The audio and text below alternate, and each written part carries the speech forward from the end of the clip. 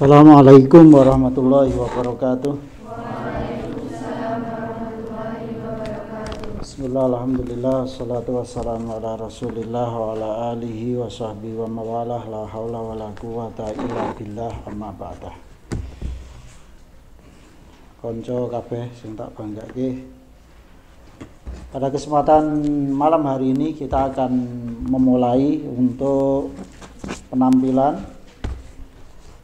Insya Allah malam ini ada 9, 3 dari Mas Pondok, kemudian 6 dari Mbak Pondok. Saya persilahkan yang 5 menit untuk bersiap-siap, ya, yang 5 menit untuk bersiap-siap, karena akan banyak, khususnya Mbak Pondok, yang 5 menit akan maju malam hari ini. Kalau Mas Pondok kabeh kan 7 menit, jadi semua 7 menit yang maju kali ini.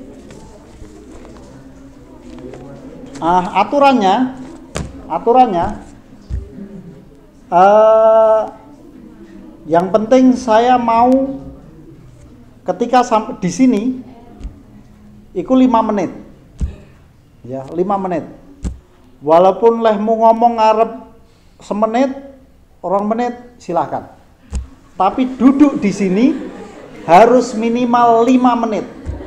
Ya, itu yang bagi jatah 5 menit. Yang tak jatah 7 menit, ini tak diskon piro ya? 30 detik ya. Berarti 6 menit setengah. Ya wis 6 menit lah. Saya diskon 1 menit. Jadi selama 6 menit harus di sini. Walaupun lagi ngomong meng oleh 2 menit ora apa-apa, tapi tetap nang kene madhep kono kuwi tambah 4 menit, ya. Oke, siap? Kita ambil dari Mbak Pondok dulu, ya, persiapan yang serba 5 menit. Oke, silakan. Nanti tolong ini dipasang ya di sini. Harmini.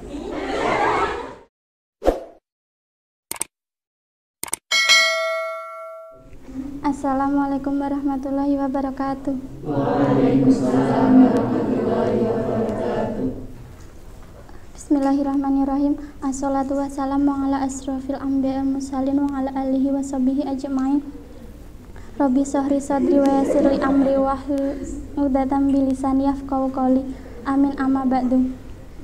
Pertama-tama, marilah kita panjatkan puji dan syukur kepada Allah Subhanahu wa taala yang telah melimpahkan rahmat dan hidayahnya sehingga kita semua dapat berkumpul di majelis ini tanpa ada halangan suatu apapun. Sholawat dan salam tak lupa kita curahkan kepada junjungan kita Nabi Agung Muhammad SAW yang kita nantikan syafaatnya di yaumul qiyamah. Amin. Saya di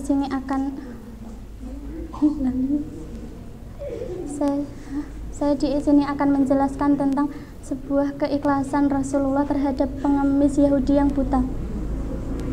Di kota Madinah, hiduplah pengemis Yahudi yang buta. Di kota Madinah hiduplah seorang pengemis yang buta.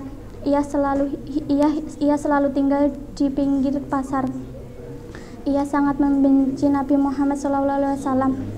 Setiap orang yang lalu lalang selalu ia menceritakan bahwa Nabi Muhammad itu pembohong yang besar dan tukang sihir. Di setiap pagi Nabi Muhammad selalu membawakan makanan dan beliau selalu menyuapi pengemis Yahudi yang buta tersebut dengan penuh keikhlasan dan ketulusan. Namun pengemis Yahudi yang buta tersebut tidak mengetahui karena pengemis tersebut buta. Namun di setiap pagi Nabi Muhammad selalu membawakan makanan hampir setiap pagi.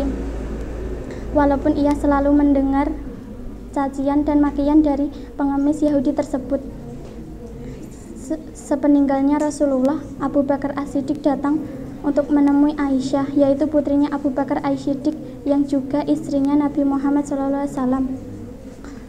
Lalu ia bertanya, "Wahai anakku, sunnah apa yang belum aku kerjakan?"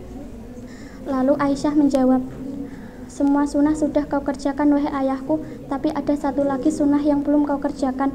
Wahai anakku, apakah sunnah itu? Lalu Siti Aisyah menjawab, di setiap pagi Nabi Muhammad selalu memberikan makanan kepada pengemis Yahudi yang buta, yang selalu ia berikan kepadanya. Aisyah menjelaskannya secara detail. Dari kisah tersebut kita dapat mengambil hikmah bahwa setiap orang harus selalu memberikan sesuatu dengan ikhlas. Contohnya ketika kita bersedekah kita harus memberikannya dengan ikhlas. Jangan kita bersedekah lalu diambil lagi, itu namanya bukan ikhlas.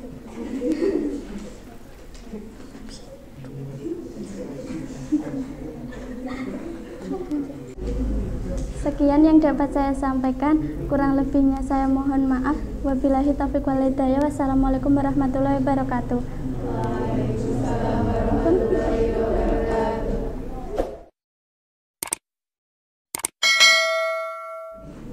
Assalamualaikum warahmatullahi wabarakatuh.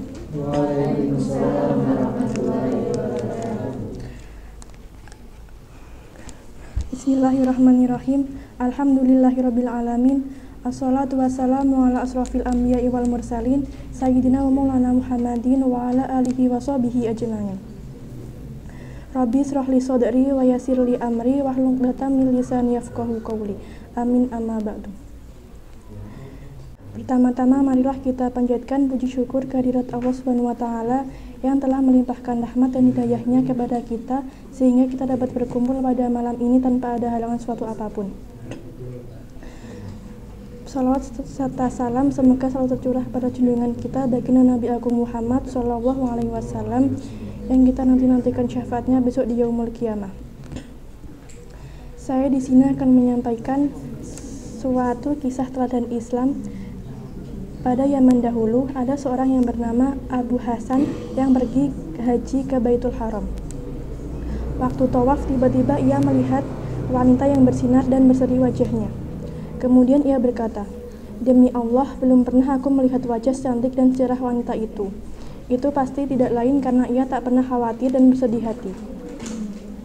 Tiba-tiba wanita itu mendengar ucapan Abdul Hasan, lalu ia bertanya, apakah katamu wahai saudaraku? Demi Allah, saya masih diganggu oleh perasaan sedih dan sakit hati karena khawatir dan tak ada siapapun yang menemani saya dalam hal ini. Abu Hasan bertanya, mengapa kamu bersedih? Wanita itu menjawab, aku memiliki 2 anak yang bisa bermain dan 1 anak yang masih menyusu. Pada suatu hari, ketika suamiku sedang menyembelih kambing kurban dan ketika aku bangun untuk membuat makanan, tiba-tiba anakku yang agak besar berkata kepada adiknya, hai adikku, sukakah aku tunjukkan bagaimana ayah menyembelih kambing? Jawab adiknya, baiklah kalau begitu. Lalu disuruhnya adiknya berbaring dan disembelih leher adiknya itu. Kemudian ia merasa ketakutan setelah melihat darah memanjur keluar dan lari ke bukit yang dimana ia dimakan oleh serigala.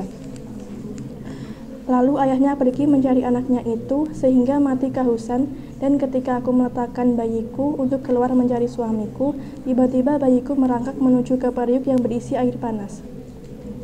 Ditariknya periuk tersebut dan tumpahlah air panas terkena ke badannya dan habis melupuh kulit badannya. Berita ini terdengar kepada anakku yang telah menikah dan tinggal di daerah lain. Maka ia jatuh pingsan hingga sampai menuju ajalnya. Dan kini aku tinggal sebatang kara di antara mereka semua. Lalu Abu Hasan bertanya, bagaimana kesabaranmu menghadapi semua musibah yang sangat hebat itu? Wanita itu menjawab, tiada seorang pun yang dapat membedakan antara sabar dan mengeluh, melainkan ia menemukan di antara keduanya ada jalan yang berbeda. Adapun sabar dengan memperbaiki yang lahir, maka hal itu baik dan terpuji akibatnya. Dan adapun mengeluh, maka orangnya tidak mendapat ganti, yakni sia-sia belaka. Demikianlah cerita di atas satu cerita yang dapat dijadikan tauladan, di mana kesabaran sangat dianjurkan oleh agama dan harus dimiliki oleh setiap orang yang mengaku beriman kepada Allah dalam setiap terkena musibah dan cobaan dari Allah. Sekian yang dapat saya sampaikan, kurang dan lebihnya saya mohon maaf. Saya akhiri, wabillahi taufik wal hidayah. Wassalamualaikum warahmatullahi wabarakatuh.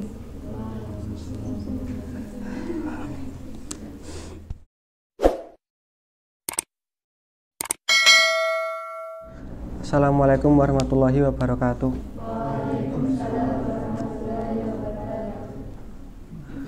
Alhamdulillahirrahmanirrahim. Wabillahi nasta'in wala umuri dunya waddin. Wassalatu wassalamu ala asrafil anbiya'i wal mursalin Sayyidina Maulana Muhammadin wa ala alihi washabihi wa barik wa salim ajmain. Rabbi shrah li sadri wa yassir li amri wahlul 'uqdatam min lisani yafqahu qawli. Amin. Amma ba'du. Kula teng mriki badhe ngaturaken setunggalipun cerita saking Uwais bin Qarni. Dados Uwais niku tiyang ingkang melarat, fakir, mboten gadah napa-napa. Nggih, maem pun Uwais niku ngandhelke saking roti sik dibuang teng tempat sampah. Terus mboten gadah tabungan, mboten gadah arta, tapi Uwais niku tetep nggih salat, tetap ngibadah seperti biasa tanpa dengan pikiran was-was lan liyanipun. Wonten setunggalipun dinten seperti biasanipun Uwais niku teng nggen tempat sampah lan goleki roti-roti bekas buangan saking wong-wong sugih sing boten telas. Nah, teng riku Uwais milai roti-roti, wonten roti sik ragi apik, enten sik apik, lan enten sing elek. Nah, niku roti sik apik niku dipilai kalih Uwais. Nggih diresi melih, diwadahi melih, nggih diparingke nggih tiyang sing luwih fakir kalih Uwais. Padahal Uwais niku tiyange sampun fakir, mboten gadah napa-napa, mboten gadah tabungan lan sak piturute. Nanging Ali tetep meksakake kagem ngenai wong sing luwih fakir saking Uwais. Nah, banjur roti sik tesih apik niku diwadahi melih ajeng diparingke tiyang sing luwih fakir saking Uwais. Nah, terus Uwais maem roti sik tesih reget utawi ragi tapi tesih layak dimakan. Nah, niku dimaem niku terus Ali Uwais metu saking tempat pembuangan sampah niku lajeng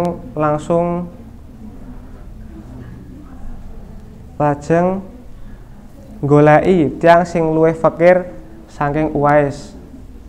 Leng goleki niku ragi suwe 1 menitan. Sing goleki niki sing tekan tempel. Nah, lajeng niku Uwais ceritane pun ketemu. Lajeng roti niku setose apik niku diparingke nggih wong fakir, sing luwih fakir saking Uwais. Lajeng Uwais maringi roti niku kanthi berkata, "Ya Allah, namung niki mawon sik saged kula paringke nggih wong fakir niki. Amargi kula mboten pengin diparingi hukuman utawi siksa teng neraka amargi kula nglantarke tiyang sing fakir." Padahal Uwais niku tiyange pun fakir mboten gadah napa-napa, tapi tetep meksake kagem maringi tiyang sing luwih fakir. Intinipun hikmahipun dados kita niku seharusnya sik nggih tesih gadah, tesih berkecukupan nggih makan sehari-hari, nggih sekedhik maringi nggih sik mboten gadah, mboten kagungan. Amargi padahal tesih enten tiyang sik luwih mboten gadah tinimbang awak dhewe, anake tetep ngesake nggih infak, nggih nyumbang anak yatim lan sak piturute. Mekaten mawon ingkang saged kula aturaken kathah kenta-kentunipun kula nyuwun ageng pangapunten. Kalau akhiri wabillahi taufiq wal hidayah. Assalamualaikum warahmatullahi wabarakatuh.